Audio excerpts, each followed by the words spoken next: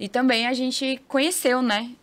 Foram 4 institutos da Polícia Técnica, da Polícia Civil aqui do Distrito Federal, que atuaram brilhantemente, assim, nesse caso.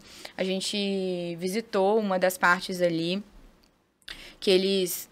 O que sobrou ali do Marcos Antônio, que eles conseguiram ter acesso, foi o dedo. Sobrou um dedo dele, então eles tinham que ter essa impressão digital.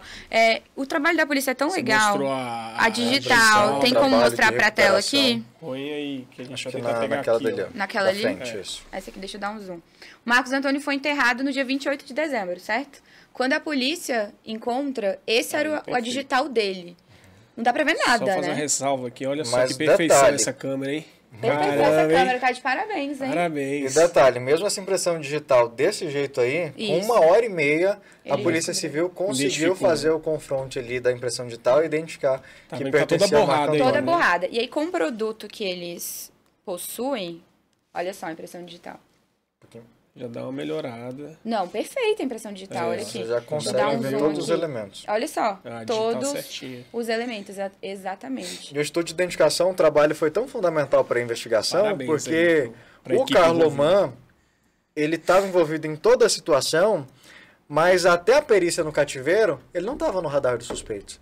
Ele foi descoberto por conta das impressões digitais na casa e no veículo. Então, até então, ninguém nem sabia que o Carloman estava envolvido. Foi justamente por conta desse trabalho do Instituto de Identificação que eles chegaram até o Marco Antônio, até o Carloman. No Marco Antônio, o Instituto de Identificação, para ser mais exato, lá no IPDNA, eles tinham que confirmar que todas as partes pertenciam ao mesmo corpo. Porque o que é uma possibilidade que eles sempre trabalham quando encontram corpos esquartejados? De checar se todos os membros são da mesma pessoa, para não ter, por exemplo, ali uma falsa comunicação de morte. Você vive muito bem sem uma mão. Então, você não pode confirmar, fazer um atestado de óbito só pela impressão digital. Tem casos em que os criminosos misturam os corpos, ou até mesmo para tentar fugir da polícia, corta um dedo, uma mão e joga lá no meio. Então, todas essas partes, elas precisaram ser confrontadas ali o material genético para confirmar que todos eram do Marco Antônio. E depois confirmar que os 8 pedaços, né, que foram encontrados, de quem era...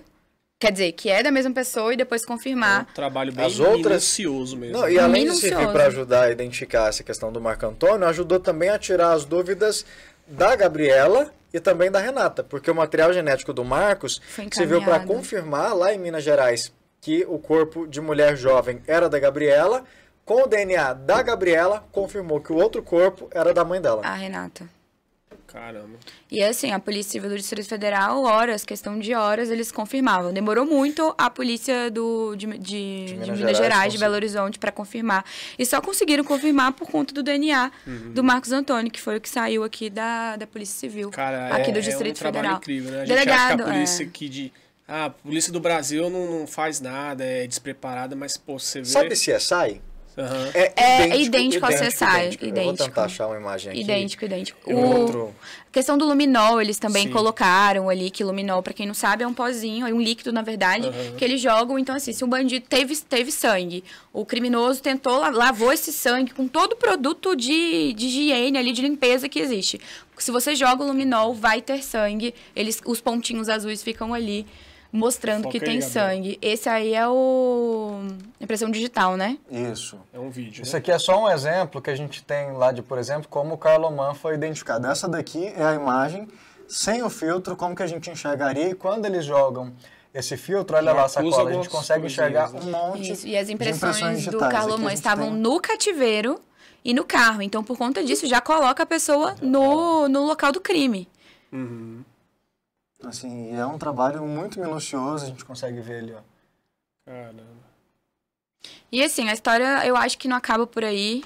Tem muita coisa ainda para ser destrinchada. A própria família da Elisa tá recebendo, né, a ameaça. Que encerraram porque já descobriram o que aconteceu com os corpos, né? Já identificaram os assassinos, todo mundo. Mas a história não acaba por aí, né? O delegado fez uma analogia que eu gosto até de repetir. Ele disse que esse caso, em tanto tempo de carreira, foi o único que ele parece que ele tá chegando numa casa gigante, toda apagada, toda escura, com vários cômodos. E toda vez que ele abre o cômodo e acende uma luz, um corpo aparece, uma pessoa aparece, uma vítima, um suspeito aparece. Então, eles vão trabalhando com todas as possibilidades, assim.